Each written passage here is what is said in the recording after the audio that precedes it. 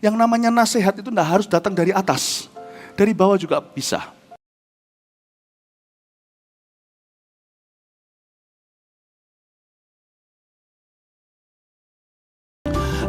Ayat yang ke-15. Lalu berkatalah hamba-hamba Saul kepadanya, cilaka. Saya mau operasi hamba-hamba Saul ini sekarang. Celaka. Coba lihat ya kata-kata mereka ya. Lalu berkatalah hamba-hamba Saul kepadanya, hati-hati cari nasihat. Hari-hari ini, hari-hari yang jahat. Bangun rumah-rumah nasihat bagimu. Saya ulangi, build houses of advice for your own life. Di mana caranya kita membangun? Kita baca dulu nasihat apa yang dikasih sama hamba-hamba Daud. Ketahuilah, roh jahat yang dari Tuhan, daripada Allah, mengganggu engkau. Cukup berani hamba yang satu ini untuk bisa menunjukkan pada Saul apa yang terjadi. Dia meresikokan penggal kepala loh. Karena dia melayani raja yang paranoid, bahkan terkesan gila. Dia beritahu roh Allah mengganggu engkau, roh jahat yang dari Allah mengganggu engkau. Saya kira mungkin karena dia bermaksud baik dan tulus. Awal mula di ayat ini berhenti, saya percaya hamba ini bagus. Dia ingin menyelesaikan masalahnya Saul, ternyata enggak. Hamba ini cuma merasa kalau Saul jatuh, dia turut jatuh bersama dengan dia. Karena Saul tidak fit untuk bisnisnya, Saul tidak fit untuk bisa memimpin Israel waktu itu, maka hamba ini terpaksa demi dirinya memberitahu kepada tuannya untuk berubah. Tapi perubahan yang dia kejar bukan perubahan yang kekal. Perubahan yang dia usahakan bukanlah solusi utama. Tapi anestesi saja. Asal dia selamat. Jadi saya lihat di sini, hati-hati siapa di dalam hidupmu yang memberimu nasihat. Karena kebanyakan orang artis contohnya, ya, yang saya tahu nggak di Indonesia, di luar negeri, contoh-contohnya, kebanyakan kan hancurnya di penasehat harta mereka sendiri. Artis kelas A seperti itu, kelas dunia kok bisa bangkrut total gimana? Habis pemain, pernah sekali ada satu juga seorang seorang atlet kelas dunia. Habis juga hartanya. Ya, habis di dalam tangan manager of fund. Be careful, hati-hati, who should speak into your life. Siapa yang bicara ke dalam kehidupanmu? Saul kiri kanannya udah gak ada Samuel, so pasti. Yonatan gak bisa bicara apa-apa. Yang kiri kanannya bicara sama dia adalah orang-orang yang cuman mau menyelamatkan dirinya. Jadi setan kecil melayani setan besar. Baiklah Tuanku memenitahkan hamba-hambamu yang di depanmu ini. Ayat 16 saya tunjukkan. Mencari seorang yang pandai main kecapi. Apabila roh jahat yang daripada Allah itu hingga padamu haruslah ia main kecapi, maka engkau merasa nyaman. Cuma memberi nasihat yang membuat rasa nyaman, seharusnya bukan dicarikan seorang yang pandai main kecapi, sekalipun akhirnya itu Tuhan pun memakai nasihat yang palsu untuk mendatangkan kebaikan bagi bangsa Israel, yaitu menemukan Daud langsung. Bukan di lapangan, di tempat perang, tapi langsung di istana raja. Tuhan pakai segala perkara, Roma 8, dalam segala hal baik atau buruk Tuhan mendatangkan kebaikan. Karena Tuhan cinta umatnya, namun yang memberi nasihat itu lancang. Mau tahu kenapa? Harusnya mencari Samuel, bukan mencari pemain kecapi. Kalau memang betul-betul dia mau perubahan, harus cari Samuel. Bukan cari seorang musisi.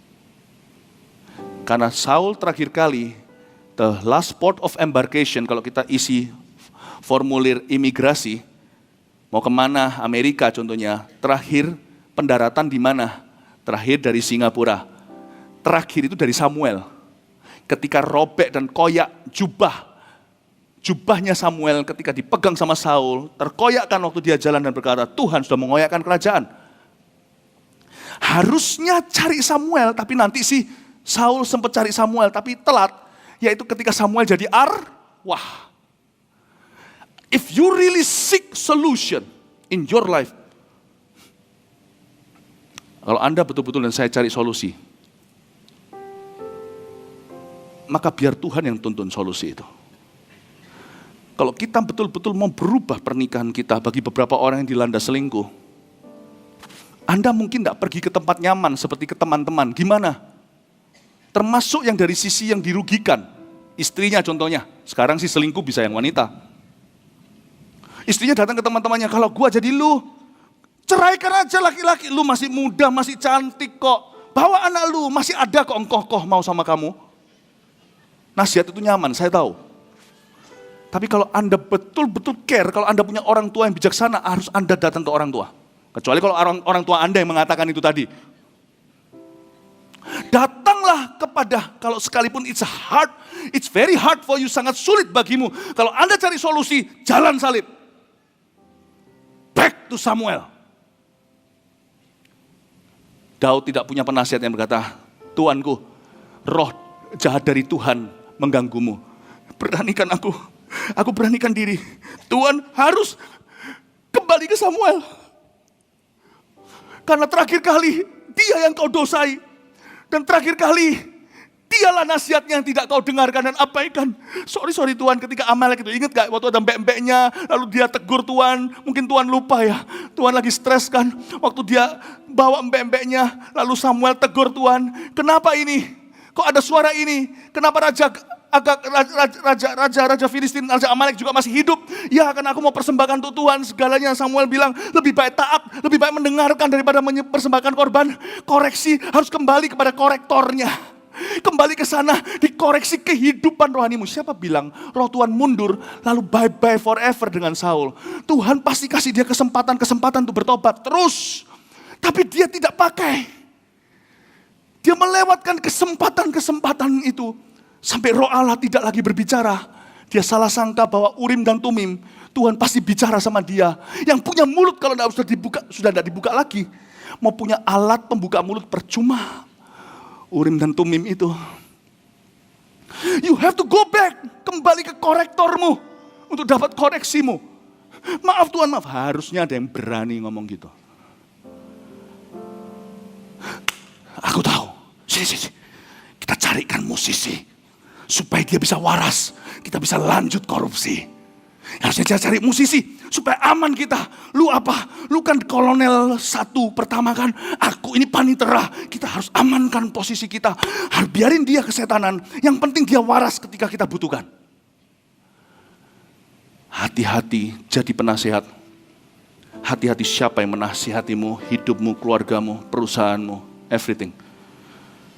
Ya, langkah pertama di situ. Kalau dalam kehidupan kita yang kita terapkan adalah kita menaruh sekeliling kita membangun rumah-rumah nasihat dalam kehidupan kita. Dalam hidup saya sendiri, saya jadikan pernikahan itu salah satu yang pertama setelah Tuhan. Tempat untuk kita tidak pernah jadi Anania Safira. Doa kita harus selalu gini, suami istri yang sudah menikah. Jangan jadikan kami jodoh untuk perkara-perkara yang salah. Seperti Anania Safira. Tapi jadikan kami jodoh dalam perkara yang benar. Contohnya, aku mau memberi, dia mau memberi, bisa klop gitu loh. Kok sama-sama kita kepingin memberi? Udah, jodoh. Match made in heaven, jodoh dibuat di sorga. Kalau kita mau melakukan perkara kebajikan, bisa sama-sama keinginan. Tapi kalau saya lagi down, dia bisa sedang semangat. Kalau dia sedang lemah, saya lagi kuat. Kalau yang satu sedang membenci, rasanya kesel sama satu orang, yang satu berkata, ampunilah. Nanti giliran, lain waktu, dia yang digoda oleh setan, dicobai untuk membalas. Saya yang berkata, udahlah, sudahlah ya. Kita harus berdoa, jadikan suami istri itu mesbah. Kalau Anda punya banyak guru, tidak punya banyak bapak. Barang siapa punya bapak rohani, berbahagialah. Karena Anda punya tempat perteduhan. Tapi anak-anak rohani atau orang-orang di bawah kita, anak staf lah katakanlah, bisa saling jaga loh. Yang namanya nasihat itu tidak harus datang dari atas. Dari bawah juga bisa. Kalau Anda punya culture yang baik, pertemanan, dan pertemanan itu tidak bicara tentang yang tidak-tidak, yang porno atau apa. Lama-lama hubungan itu menjadi hubungan firman. Anda membangun yang namanya the culture of the word of God. Kebudayaan firman di dalam pergaulan Anda. Nanti ketika Anda salah, semua risih dan semua jadi nggak enak. Jadi menciptakan sebuah hawa, kalau sedikit ada hawa salah, sudah kerasa. Kalau Anda bangun rumah kayak gitu, Anda nggak bisa jatuh. Orang-orang di bawah saya juga sama hari ini, kalau saya ngawur. Orang pertama yang nggak respect, bukanlah publik, bukanlah yang di Instagram, bukan yang di sosial media, bukan jemaat kalayak ramai. Tapi orang-orang tersebut di dalam kehidupan saya begitu banyaknya. Kalau saya salah jalan, orang pertama yang tidak respect akan adalah orang-orang tersebut dalam hidup saya. Kenapa? Karena rumah nasihat dibangun oleh kita memberi nasihat. Dan ketika kita memberi nasihat kepada orang di bawah kita, nasihat kita itu akan menjadi penjaga kita. Kalau kita sendiri melanggar nasihat kita, mereka akan berkata, munafik, kenapa firmanmu sendiri tidak dilakukan? Paham ya? Karena itu jangan pernah kalau bicara sama orang, pergaulan itu bahasanya bahasa porno. Kalau bicara itu jangan bicara kepahitan dan menggosip. Karena waktu Anda lakukan itu, Anda sudah berlumpur, Anda sudah siap untuk dijegur. Tapi kalau Anda punya hubungan, apalagi orang yang Anda nasihati, lalu Anda transparan, itu akan membantu menjaga Anda sendiri. Sebab orang yang Anda nasihati akan jadi rumah nasihatmu. Karena dia akan mengembalikan, memantulkan, nasihat itu kepada dirimu. Memang tidak enak, tantangannya besar, tapi lebih aman. Bukan nyaman, tapi aman. Termasuk dengan anak. Bisakah anak menjadi penjaga? Oh my. Kalau anak cuma jadi orok selama-lamanya, kalau itu visimu, jadilah sesuai dengan imanmu. Tapi kalau anak kita ciptakan untuk menjadi penjaga-penjaga, sokok guru atau menjadi pilar-pilar berikutnya dalam rumah tangga Anda tidak akan kena pihak ketiga. Karena ada sedikit salah dengan papa mamanya, anaknya akan kerasa, bisa mengingatkan. Karena orang yang kau beri nasihat akan menjadi penasihatmu. Bangunlah rumah nasihat dalam hidupmu. Engkau tidak akan jatuh. Apa yang kau bangun akan aman. Ke atas, ke samping, ke bawah. Makanya dikatakan di perjanjian baru tulisan Paulus, in Christ, dalam Kristus, ada selain kasih mesra, ada nasihat. Build your life around advices, godly advices.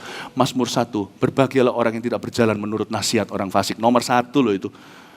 Itu kalau 10 perintah Allah, apa itu dosa? Kalau ini adalah kriteria pertama agar seorang manusia diberkati, tidak sembarang dapat nasihat. Bangunlah pergaulan yang kualitas dalam kehidupan kita.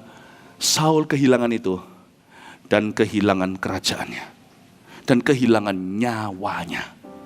Ya, saya melihat ini orang-orang ini, saya gregetan waktu membaca begini. Kayak Daud kan, waktu Abner datang berseru sama dia, hei kamu!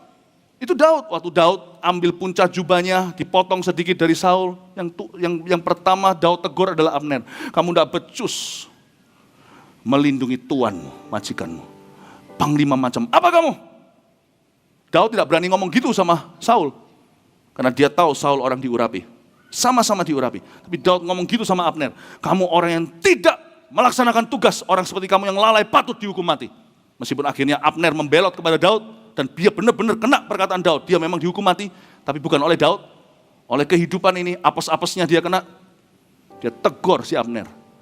Kamu tidak menjaga tuanmu. Waktu saya baca gini, saya gregetan dengan orang-orang Saul. Tidak jaga tuannya. Be careful if you're rich, if you're powerful. People will say what you like to hear. Hati-hati kalau Anda kaya, Anda punya segalanya, Anda sukses jadi orang besar, banyak orang. Hampir semua orang akan memberitahu kepada Anda apa yang Anda ingin dengarkan, bukan apa yang Anda perlu dengarkan. Karena itu berbahagialah Anda yang sudah punya house, rumah, advis, nasihat. Yang sudah punya hubungan kualitas sejak puluhan tahun yang lalu. Jangan tinggalkan teman lama, kalau teman lama itu sahabat dalam Tuhan. Jangan tinggalkan keluarga, karena keluargalah yang paling peduli ujung akarnya seperti apa. Kalau Anda membangun, bagi orang muda sebelum Anda bentuk keluarga, hati-hati jangan cari sembarang jodoh. Karena tidak semua orang mau membangun keluarga denganmu. Hanya ada orang yang ingin kaya, yang hanya ingin mendapatkan kekayaanmu atau sesuatu dari dirimu. Bangunlah hidupmu dengan solid. Waktu saya baca ini, saya berkata, ya Tuhan. Makanya waktu terakhir Saul jatuh, yang jatuh dengan dia adalah seluruh kerajaannya. Semua orang-orang ini mati di lembah. Satu aja yang kasihan ikut terbunuh. Karena berada di, bukan hatinya yang salah, posisinya yang salah. Yonatan, si gagah perkasa itu, turut meninggal dunia. Ayat 17, berkatalah Saul kepada hamba-hambanya itu, carilah bagiku seorang yang dapat main kecapi dengan baik.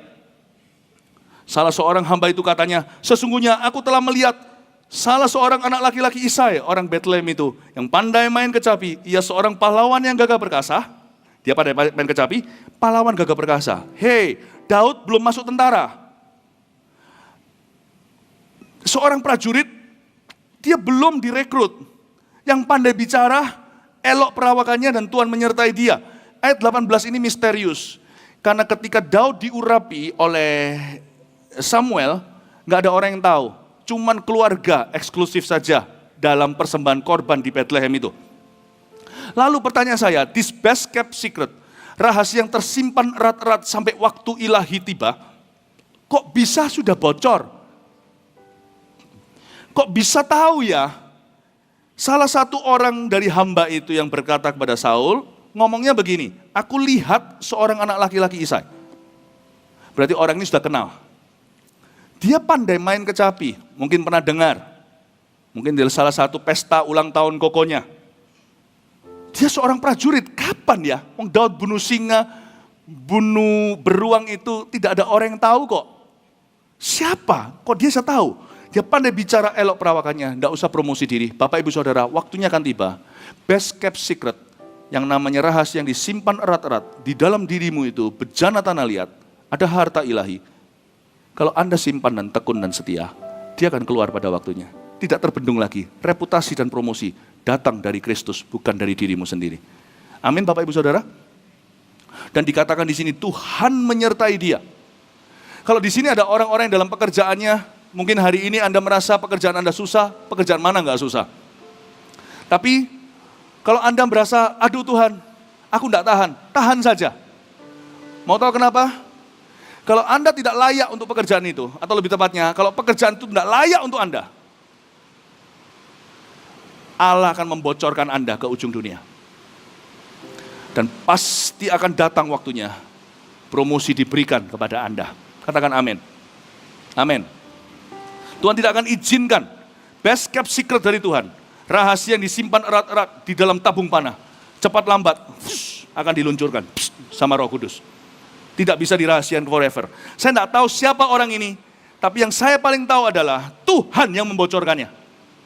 Supaya sampai ke telinga Saul. Ayat 19, kemudian Saul mengirim suruhan kepada Isai dengan pesan. Suruhlah kepadaku anakmu Daud yang ada pada kambing domba itu. Lalu Isai mengambil seekor keledai yang dimuat roti, sekirbat anggur dan seekor anak kambing. Maka dikirimkannya lah itu kepada Saul dengan perantaraan Daud anaknya. Demikianlah Daud sampai kepada Saul dan menjadi pelayannya. Saul sangat mengasihinya dan ia menjadi pembawa senjatanya. Ini enggak lumrah. Karena Tuhan pernah sekali mengatakan, memperingatkan orang Israel ketika mereka minta raja lewat Nabi Samuel juga. Bahwa kalau kamu angkat raja, raja itu akan membuat anak-anakmu, putra-putramu, putra sulungmu terutama, akan berlari di depan keretanya sebagai bujangan, sebagai ajudannya. Sebagai bujangannya yang lari di depan keretanya, kereta kudanya. Tapi di sini hari ini Saul menjadikan dia pembawa senjatanya. You see, Daud tidak melewati proses manusia. Dia melewati proses Allah. Proses manusia itu bisa ditebak. Urutan kelahiran, lalu setelah itu dari bawah, dan sebagainya, bla bla bla. Kalau Allah itu karakter, ketekunan, kesetiaan, kebajikan, kemurahan. Allah itu ini. Dan ketika ini sudah lulus, kalau saya sudah S1, ngapain saya kembali ke SD untuk dapat sertifikat lulus sekolah dasar? Kalau Anda sudah dapat ini, Allah bypass yang ini. Inilah sebabnya Daud tidak pernah dilarikan sebagai bujangan di depan raja dan kereta kuda. Dia langsung membawa senjata, dia langsung berada di istana. Sebab itu Saul menyuruh orang kepada Isai mengatakan, ayat 22, biarkanlah Daud tetap menjadi pelayanku sebab aku suka kepadanya. Dan setiap kali apabila roh yang daripada Allah itu hingga pada Saul, maka Daud mengambil kecapi dan memainkannya. Saul merasa lega dan nyaman, dan roh yang jahat itu undur daripadanya. Ayat 20, dengan ini terakhir saya akhiri khotbah saya.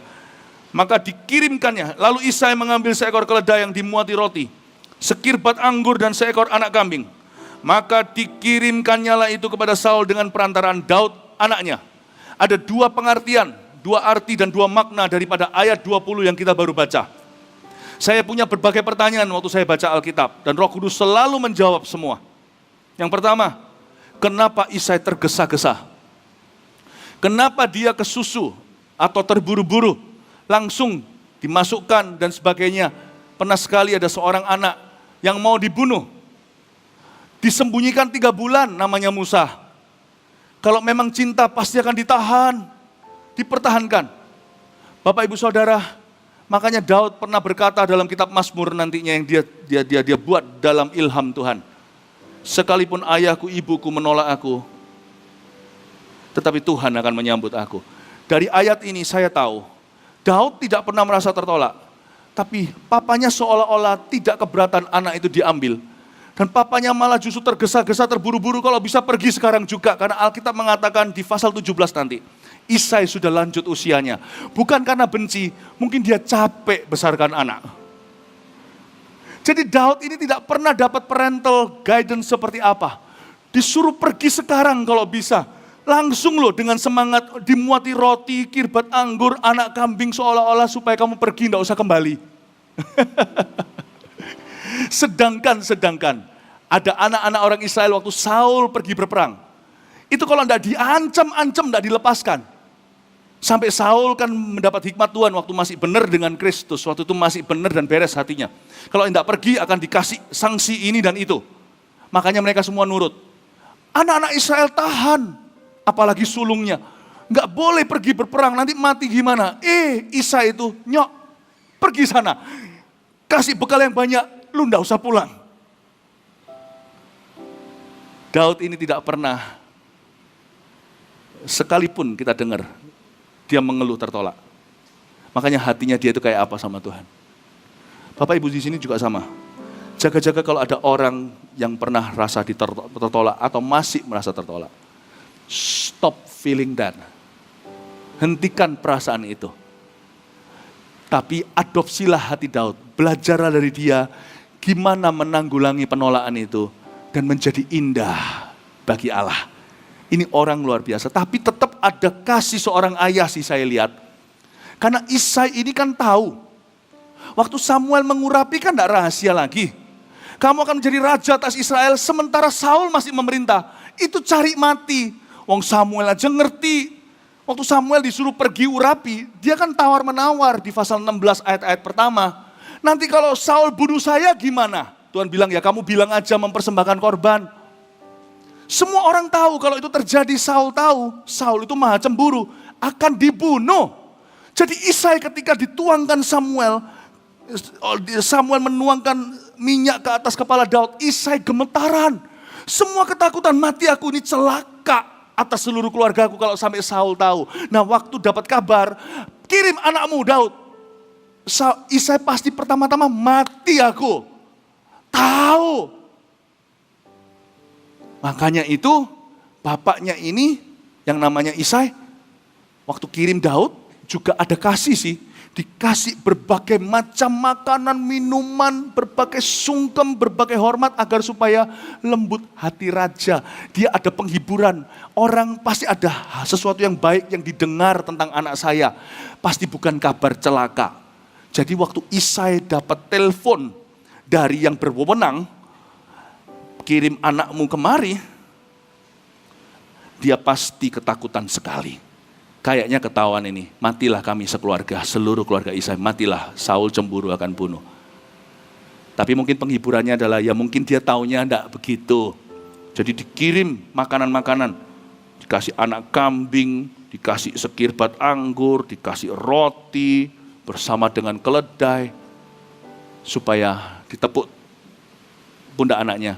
Nak, supaya kamu baik-baik saja, semoga pemberian papa berkenan kepada raja. Jadi plus minus dari ayat ini kita tahu, tidak ada orang tua yang sempurna.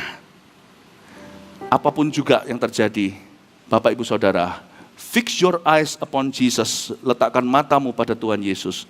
Dan ingat dari pelajaran Daud ini, bahwa kita tidak perlu, dalam hidup kita ini, tidak perlu merasa sendiri, karena Yesus menyertai setiap orang. Yang penting kita setia dan tekun. Saya percaya suatu hari rahasia itu sampai ke ujung dunia. Bahwa toko terbaik adalah tokomu, pabrik terbaik adalah pabrikmu, pelayan-pelayan terbaik ada di sini. Cepat lambat promosi dari Tuhan akan datang mengetuk pintumu. Haleluya, percayalah kepada Tuhan. Berikan tepuk tangan untuk Tuhan. Mari kita semua bangkit berdiri.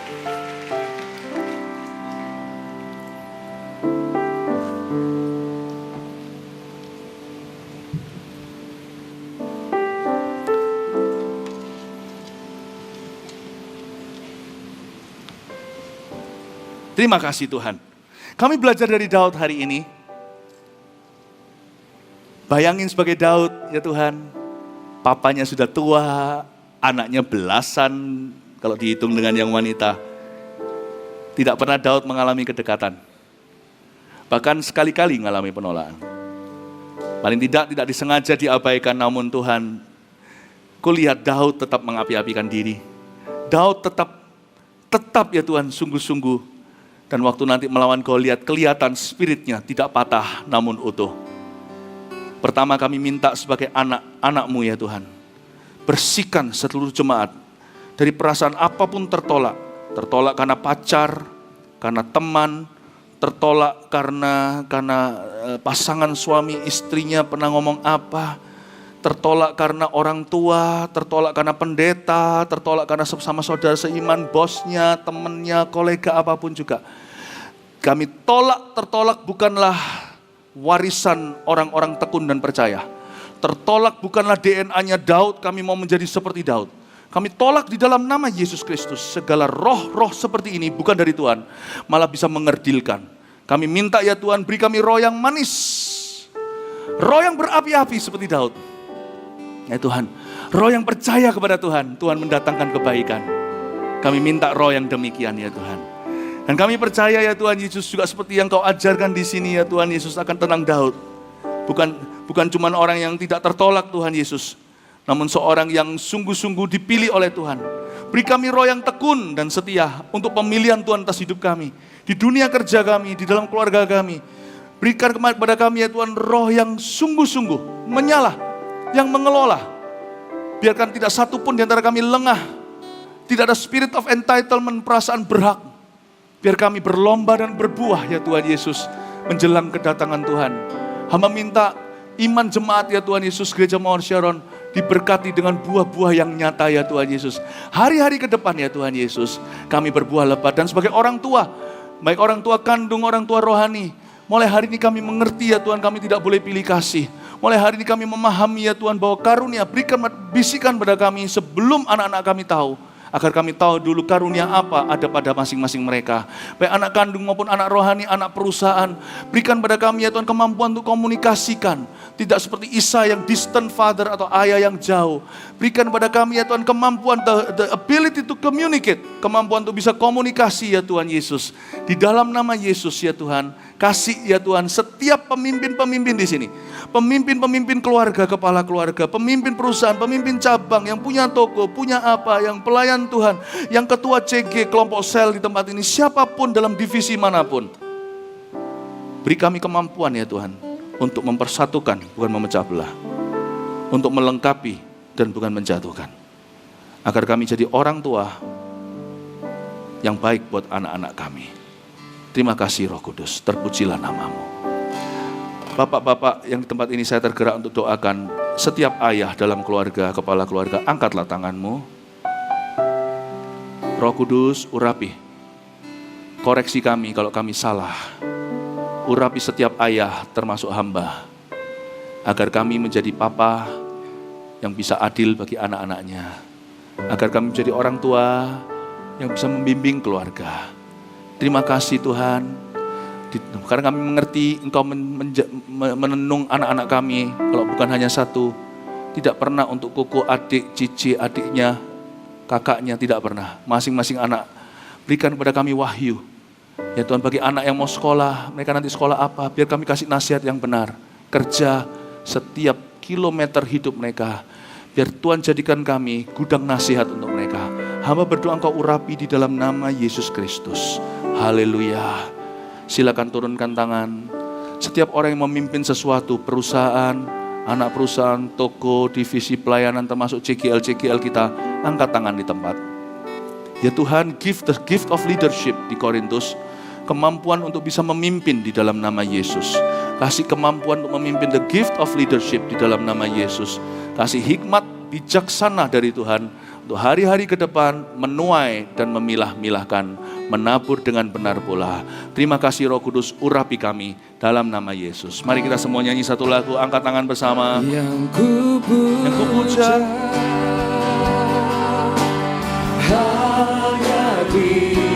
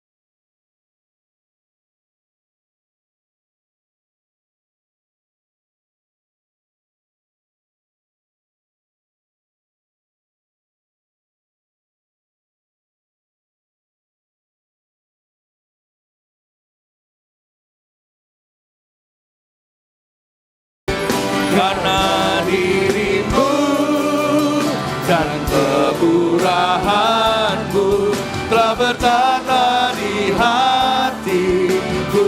Karena diri-Mu Tuhan, karena diri-Mu dan kemurahan-Mu telah bertata di hatiku.